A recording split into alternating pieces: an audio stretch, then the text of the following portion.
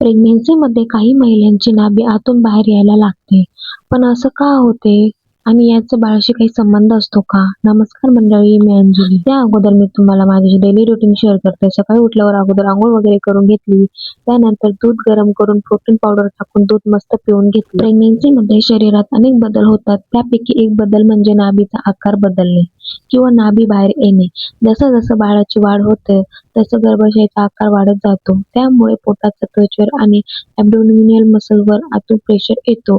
याच प्रेशरमुळे काही महिलांच्या नाभी हळूहळू सपाट दिसू लागते किंवा बाहेर आलेली दिसते. काही महिलांची नाभी पूर्णपणे बाहेर येते तर काहीची फक्त थोडीशी बाहेर येते आणि काही महिलांची नाभी प्रेग्नन्सीमध्ये तशीच राहते.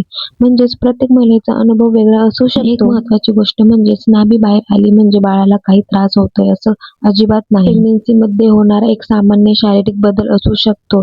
डिलिव्हरीनंतर गर्भाशय पुन्हा हळूहळू पूर्वीच्या आकाराकडे येते आणि पोटावरचा प्रेशर कमी होतो. त्यामुळे अनेक महिलांमध्ये नाभी पुन्हा पूर्वीसारखी दिसू लागते. यासाठी प्रत्येक महिलांच्या शरीराचा रिस्पॉन्स वेगळा असतो. पण जर नाभीजवळ खूप वेदना, सूज, लालसरपणा किंवा असामान्य गाठ जाणवत असेल तर स्वतःहून काही उपाय न करता डॉक्टरांचा सल्ला घेणे योग्य आहे. तुमच्या प्रेग्नन्सीमध्ये नाभी बाहेर आली होती का? कमेंटमध्ये हो किंवा नाही नक्कीच सांगा.